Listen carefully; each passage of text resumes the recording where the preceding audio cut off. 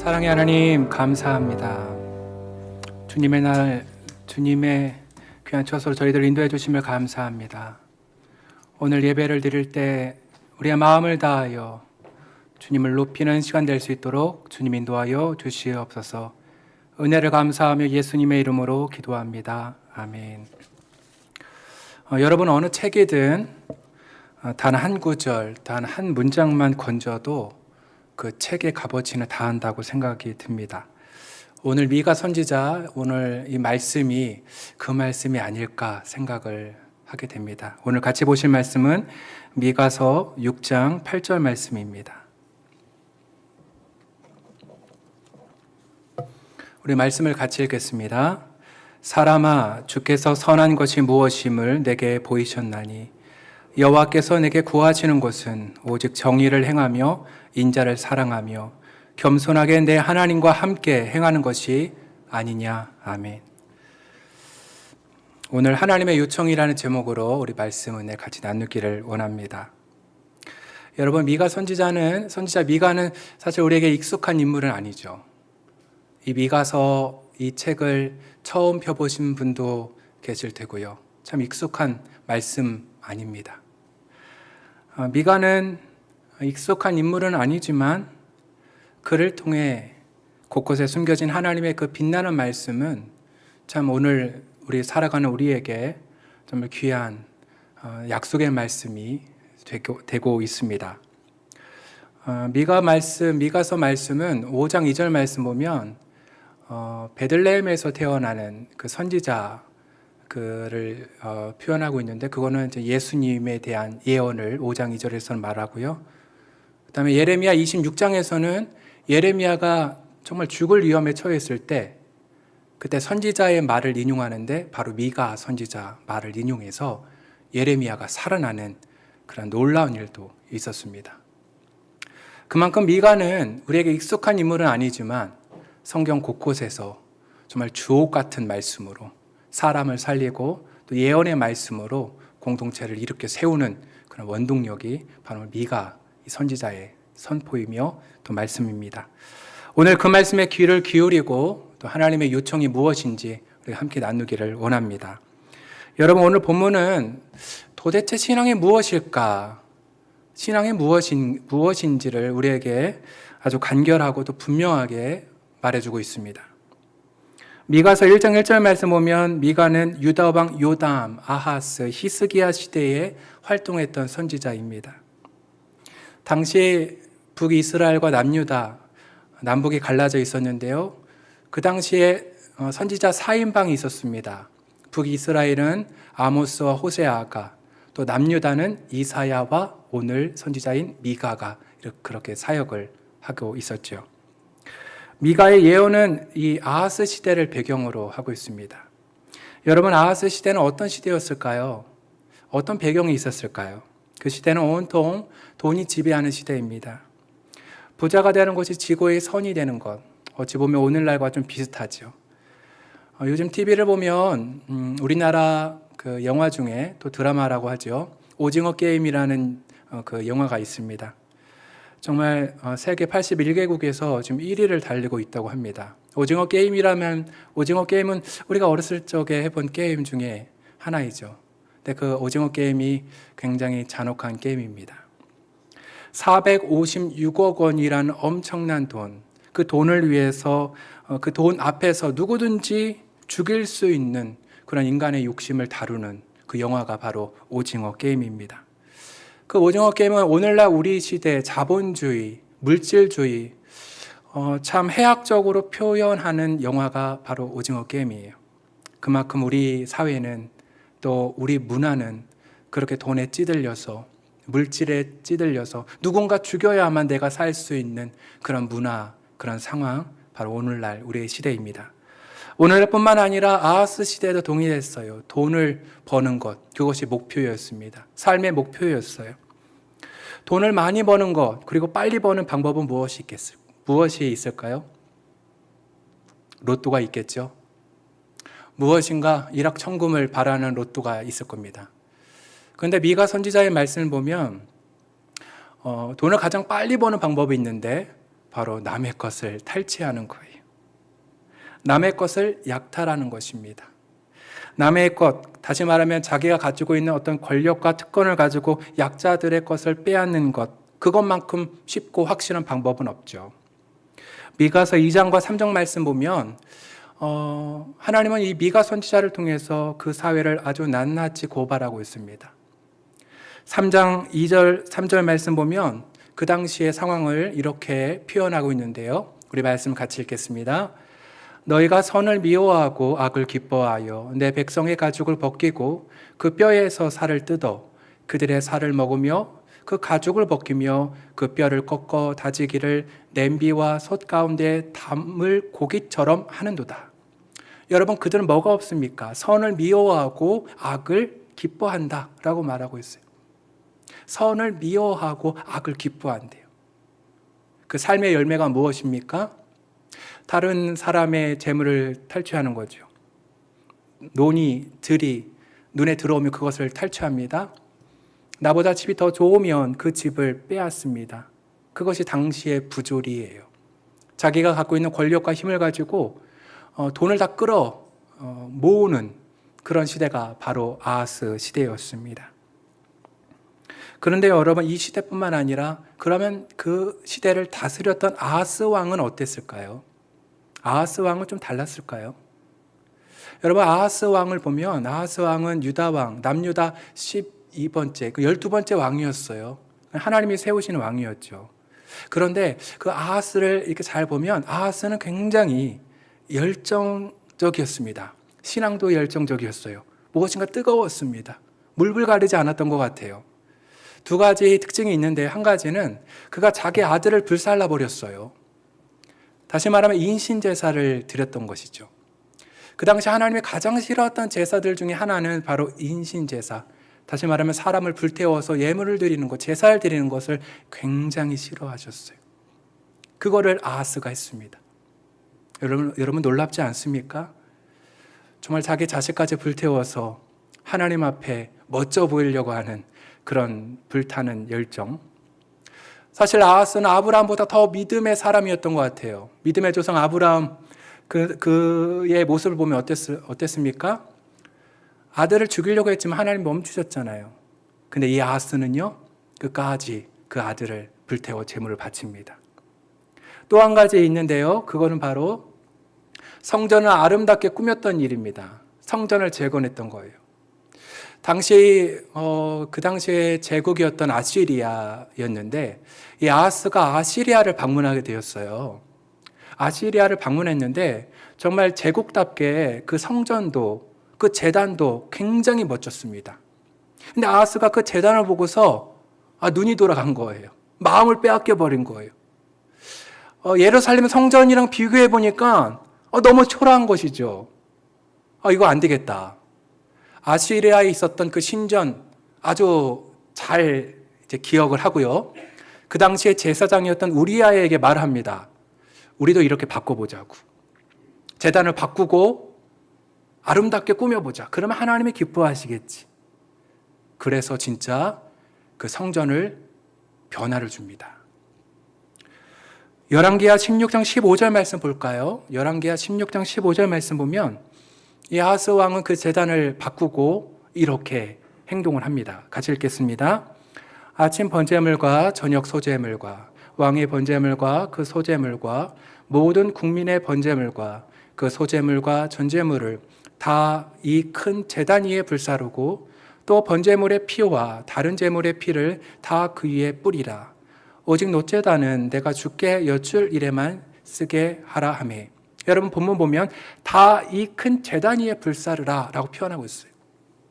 이 제단이 어떤 제단입니까? 아시리아에 있었던 그 제단 그대로 모방을 하여 예루살렘 성전을 그렇게 바꾼 거였어요. 여러분, 왜 아하스가 이렇게 했을까요? 아하스가 왜 자기 아들을 인신제사를 드리기까지 이렇게 했을까요? 왜 제단을 바꿔가면서까지 이랬을까요? 수만의 재물을 왜 불태워서 왜 이런 행동을 취했을까요? 왜일까요, 여러분? 여러분, 아하스는 정말 열정의 사람이었어요. 그런데 그의 신앙은요, 좀 삐뚤어졌어요. 여러분, 신앙이라고 해서 다 신앙은 아닙니다. 무속 신앙도 있어요.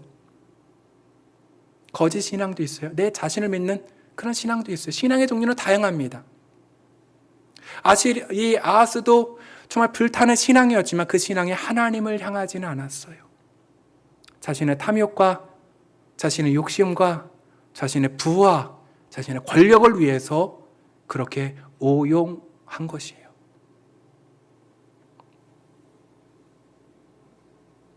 하나님이 원하시는 것은 아랑곳하지 않고 오직 자신의 권위와 자신의 이익을 위해서 그 방향을 틀었습니다.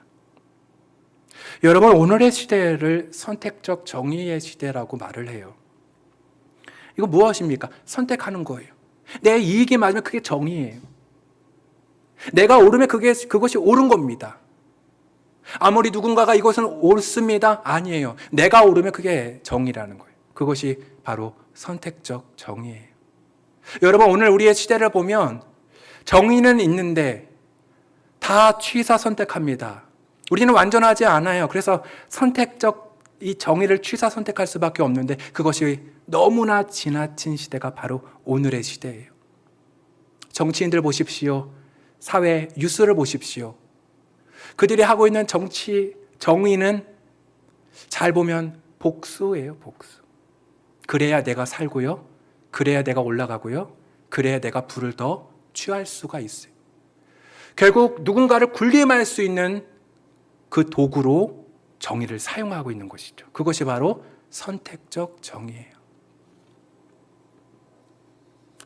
여러분, 이것은 더 큰 대의를 추구하지 않습니다.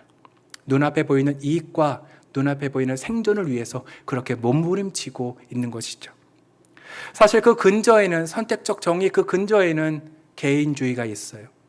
더 심하게 말하면 절대적 개인주의가 그 바닥에 깔려져 있는 거예요.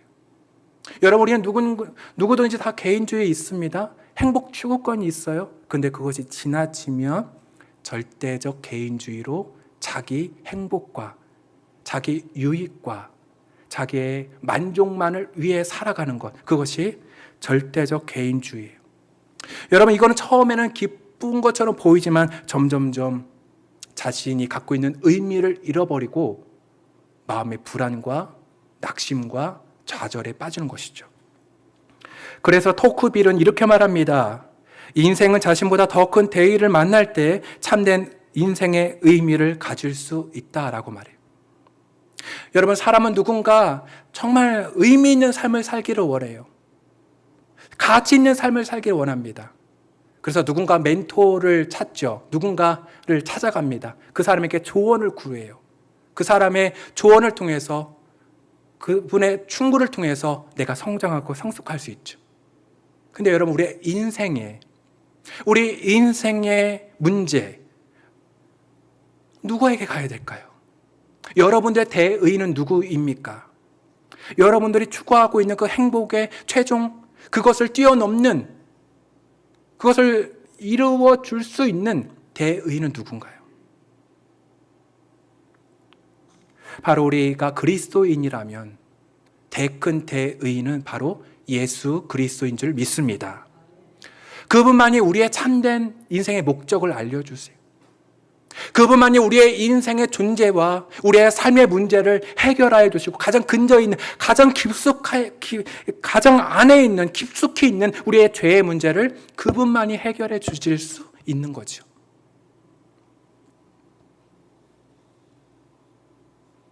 그렇습니다. 정말 한 개인이, 정말 한 사람이 행복한 삶을 살고 싶다면 자신의 쾌락과 행복이 아니라 더 큰 대의를 만날 때 그것이 가능하고 그것이 온전케 되는 삶이 될 수 있다는 것이죠.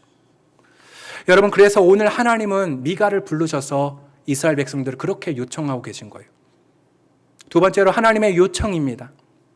하나님은 우리에게 계속 요청하고 계세요. 이스라엘 백성들에게도 요청하고 계십니다. 세상은요, 우리에게 계속 요청하고 있어요. 어떤 요청을 하고 있습니까? 부와 쾌락과 탐욕과 그것을 위해 쫓아가라. 세상은 우리를 디자인하고 있어요. 우리가 우리의 삶을 우리가 디자인하지 않으면 세상은 우리를 디자인하고 세상의 추구와 세상의 목적으로 우리를 이끌어가는 거죠. 그 요청 앞에 하나님의 그 요청을 들으시기를 바랍니다. 선지자는요, 오늘 선지자 미가는 우리에게 그런 질문을 하나님 앞에 그런 질문을 던집니다. 6절과 7절 말씀 보면, 하나님, 그러면 하나님 앞에 갈 때 내가 무엇을 가지고 가야 합니까? 내가 무엇을 가지고 가야 하나님이 기뻐하십니까? 6절과 7절 말씀 보십시오. 우리 6절, 7절 우리 같이 읽어볼까요? 시작. 내가 주님 앞에 나아갈 때 높으신 하나님께 예배드릴 때에 무엇을 가지고 가야 합니까? 번제물로 바칠 1년 된 송아지를 가지고 가면 됩니까? 수천 마리의 양이나 수만의 강줄기를 채울 올리브 기름을 드리면 주님께서 기뻐하시겠습니까? 여러분, 하나님께서는 이스라엘 백성들에게 무엇을 요청하고 계실까요? 이스라엘 백성들은요, 하나님에 대해서 이렇게 말을 하고 있어요. 하나님, 1년 된 그 송아지 드리면 되겠습니까? 송아지 중에 1년 된 송아지가 가장 좋대요. 아주 최상급이라고 합니다. 그 제물을 드리면 됩니까? 아니면 수천 마리의 양을 드리면 됩니까? 아니면 수만의 기름, 강줄기를 채울 수 있는 그 기름으로 드리면 됩니까? 아니면 내 죄를 위해서 내 아들을 드리면 됩니까? 내 허물을 위해서 내 육체의 열매를 드리면 됩니까? 여러분, 이 근저에는 뭐가 있습니까? 물질이면 된다는 거예요.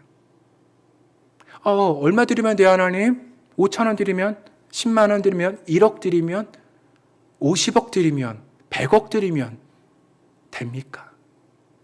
아니에요. 지금 여러분, 이 아하스 왕 또 이스라엘 백성 이 모두가 착각하는 것이 있어요.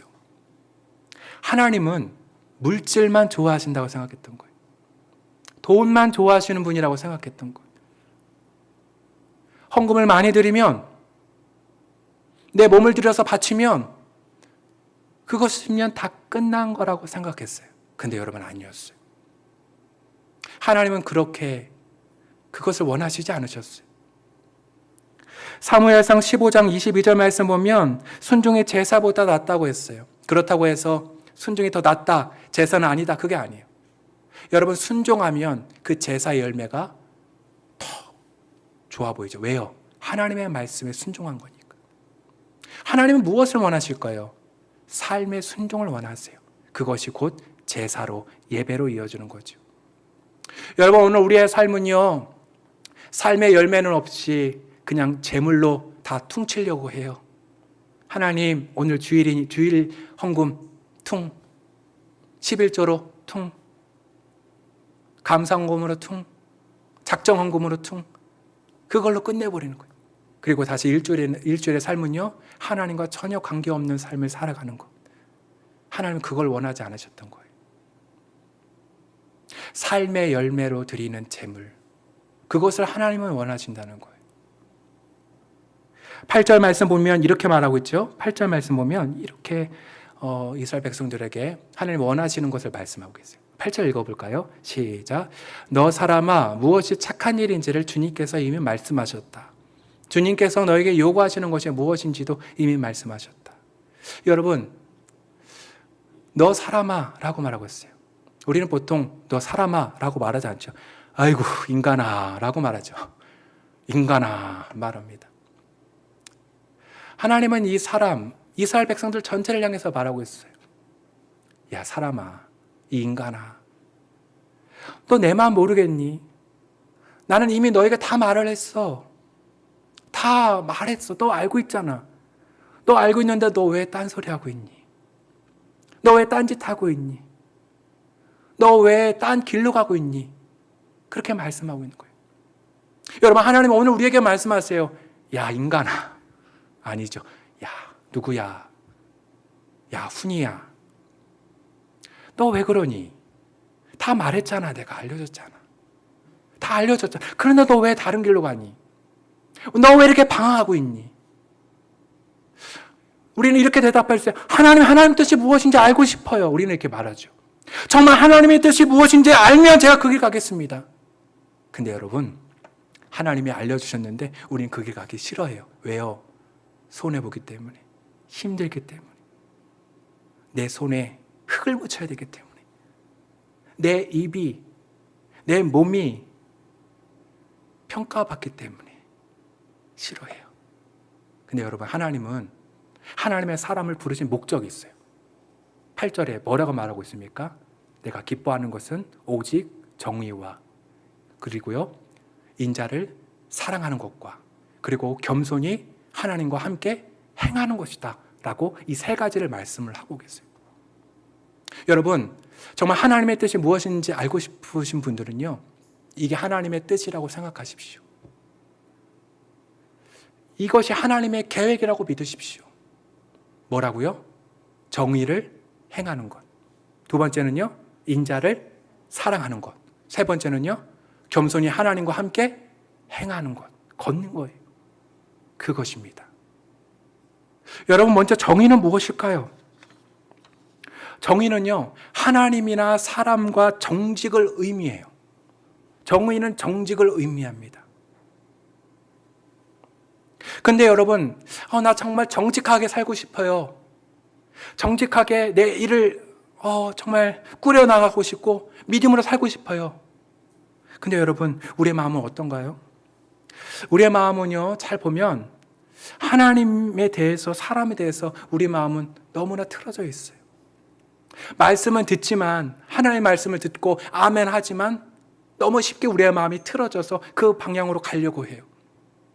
여러분, 우리 교회 오다 보면 저 멀리 산도 보이고요, 또 길가에 있는 나무도 보고요, 그리고 아파트도 보입니다. 들도 보이고요, 또 교회에 왔으면 우리 성도님들 각 사람을 보게 되죠.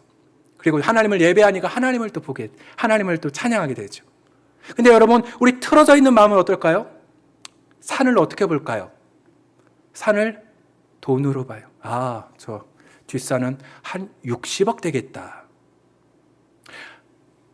오다 보면 나무 있죠? 이 나무는 좀 작으니까 한 60만 원 되겠다. 저기 앞에 있는 삼성 아파트 한 2억은 되겠다. 많이 올랐나요? 잘 모르겠습니다. 또 교회 왔어요. 저분은 연봉이 얼마나 되겠다. 하나님 예배하고 있어요. 하나님은 얼마겠다. 이게 우리의 틀어져 있는 마음이에요. 여러분, 이 관점은요, 다 돈으로 보는 거예요. 어떤 분은요, 자신이 갖고 있는 어떤 지위로 볼 수가 있어요. 저분은 나보다 좀 나아져. 저분은 나보다 좀 높네.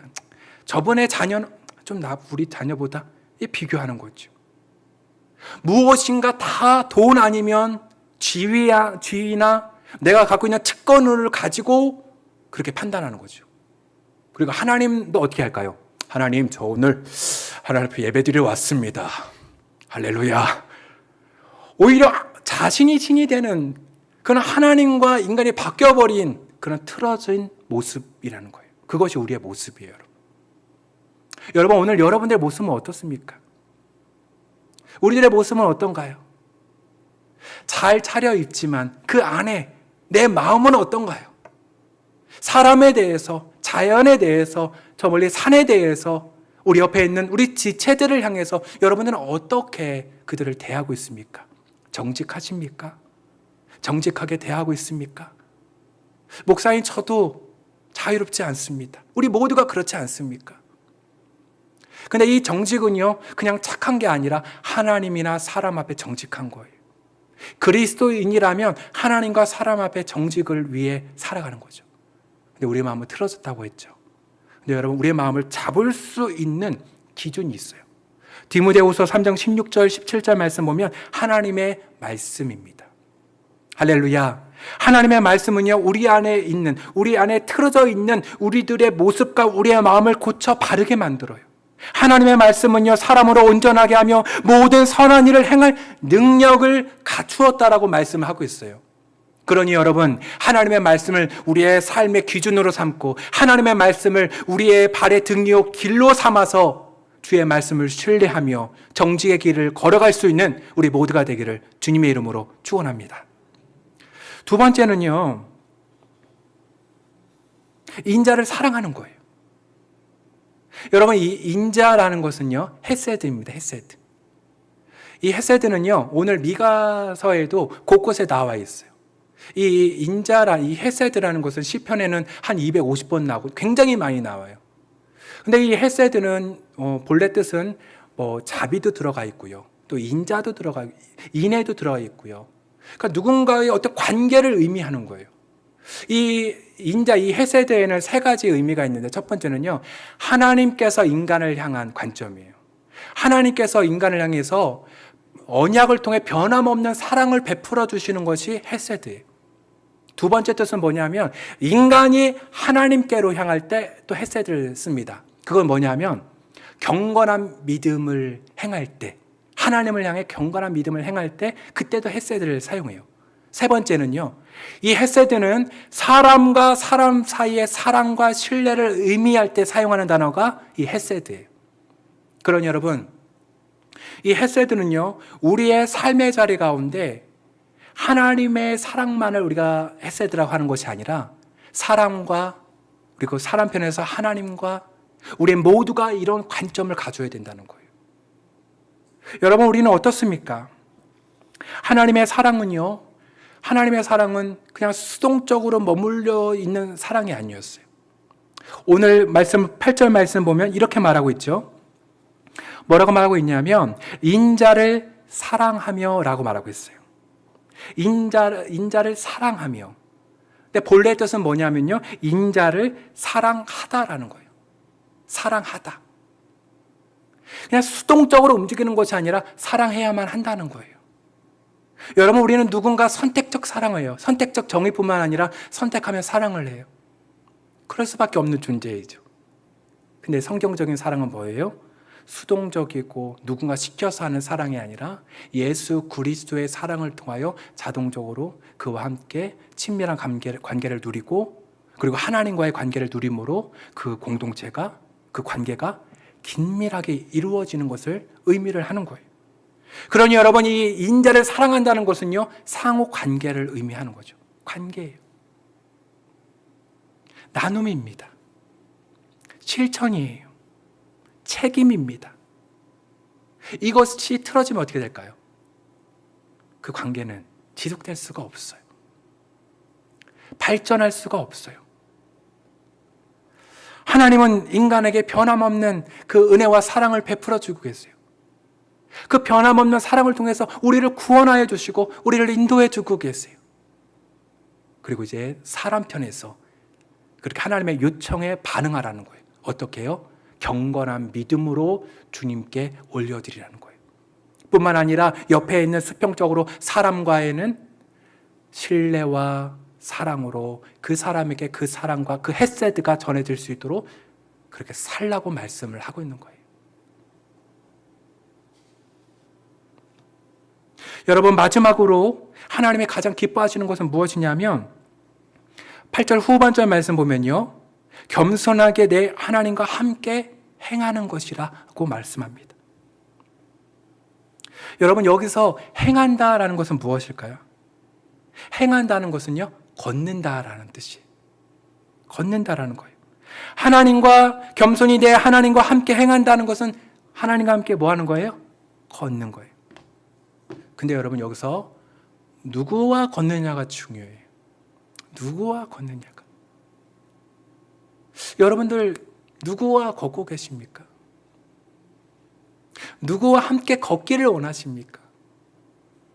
연인과, 아내와 남편과 누군가 함께 걸을 때 참 기쁘잖아요. 함께 대화할 수 있고요. 함께 나눌 수 있고요. 그게 같이 발맞춰 걷는 거죠. 하나님도 이스라엘 백성들에게 그것을 원하세요. 너희 너무 빨라. 너희는 너희 생각이 너무 빨라. 이제 나의 발에 맞추어 함께 걸어가자. 근데 여러분, 앞에 보면 겸손이라고 나와요. 겸손. 그냥 하나님은 그냥 나와 함께 걸어가자라고 말씀하시지 않고 뭐라고요? 겸손하게 내 하나님과 함께 행하는 것. 걸어가라고 말씀하세요. 여러분, 겸손이 뭡니까? 신중한 거예요. 주의 깊게 행동하고 걸어가는 거예요. 지혜가 필요한 것이죠. 겸손이 필요한 거예요. 여러분, 그렇게 하나님께서는 우리에게 이렇게 권면하고 계세요. 겸손히 나와 함께 걸어가자. 여러분, 우리는 예수님을 믿는다는 것, 우리가 우리 자신을 믿을 수 없기 때문에, 내 자신을 믿을 수 없기 때문에 우리가 예수님 믿는 거 아닙니까? 내가 내 자신을 구원할 수 없기 때문에 나의 구원자이신, 우리의 구원자이신 예수님을 믿는 거 아닙니까? 내가 내 자신을 구원할 수 있다면, 내가 내 자신을 인도할 수 있다면 예수님 안 믿죠. 그분이 구원자이고, 그분이 길이고, 그분이 진리이기 때문에 내가 그분을 신뢰하며 그분과 함께 걸어가고 있는 거 아닙니까? 그것이 바로 겸손한 사람이에요. 그런데 여러분, 이렇게 의식하지 않는 사람은 성경에서 어떤 사람이라고 말할까요? 잠언 11장 2절 말씀 보면 이렇게 말하고 있어요. 잠언 11장 2절 말씀 우리 같이 읽겠습니다. 시작.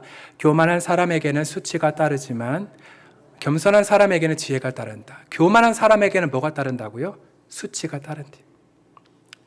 여러분, 교만은 뭘까요? 교만. C.S. 루이스는 이 교만에 대해서 이렇게 말을 하는데요. 악마는 교만 때문에 악마가 되었습니다. 교만은 온갖 다른 악으로 이어집니다. 이것은 하나님께 전적으로 맞서는 마음 상태입니다. 여러분, 교만은요, 악의 뭐라고요? 다른 악으로 이어지는 거예요. 내가 다른 누군가보다 더 뛰어나다고 생각하면서 그것이 교만으로 되면 다 이기심으로 다 뻗어나가는 거죠. 여러분, 이런 교만한 사람의 특징은 뭡니까? 하나님의 존재를 무시하는 거예요. 그냥 자기 마음대로 온갖 거짓과 탐욕과 불법을 행하며 그렇게 살아가는 거예요. 왜요? 내가 정의이기 때문에, 내가 기준이기 때문에 그렇게 살아가는 거죠. 근데 여러분, 하나님은 그렇게 말씀하지 않으셨어요. 그 교만을 내려놓고 겸손히 나와 함께 걸어가자라고 말씀합니다. 여러분, 예수님은 마태복음 23장 23절 말씀에 이렇게 말씀하고 계세요. 우리 말씀을 같이 읽어볼까요? 마태복음 23장 23절입니다. 제가 읽어드리겠습니다. 화 있을진저 외식하는 서기관들과 바리새인들이여, 너희가 박하와 회양과 근처에 11조는 드리되 율법에 더 중한 바 정의와 긍휼과 믿음은 버려도다. 그러나 이것도 행하고 저것도 버리지 말아야 할지니라. 여러분, 예수님은요, 11조 예물 드리는 거 참 좋다. 그런데 이것을 놓치지 말아라. 뭐예요? 정의와 긍휼과 믿음, 이것도 중요하다라고 말씀하세요. 정의와 긍휼과 믿음이 없는 예물, 하나님 기뻐 받으시지 않는다는 거예요. 내 삶의 예배를 통해서, 일주일의 삶의 예배를 통해서 올려드리는 그런 예물이 하나님이 기뻐 받으시는 예물이라고 우리에게 권면하고 우리에게 요청하고 있습니다. 사랑하는 여러분, 하나님의 요청은 우리가 정의와 인애와 겸손으로 하나님과 함께 동행하기를 원하세요. 그렇게 하나님은 우리를 부르셨고 그 길을 걸어가기를 원하십니다. 이 하나님의 요청 앞에 여러분들이 순복하고 순종하여 하나님의 부름받은 그 길을 걸어가는 우리 모두가 되기를 주님의 이름으로 축원합니다. 기도하시겠습니다. 사랑의 하나님, 하나님께서 요청하시는 그 요청 앞에 우리가 순종하며 우리가 응답하여 정의와 사랑과 겸손으로 주와 함께 주의 길을 걸어갈 수 있는 우리 모두가 될 수 있도록 주님 인도하여 주시옵소서. 우리의 연약함이 있습니다. 우리의 부족함이 있습니다. 그 가운데 찾아오셔서 그 자리를 세우시고 인도하시는 그 하나님의 부름, 하나님의 인도하심, 그것을 경험할 수 있는 우리 모두가 될 수 있도록 하나님께서 인도하여 주시옵소서. 주의 은혜를 감사하며 예수님의 이름으로 기도합니다. 아멘.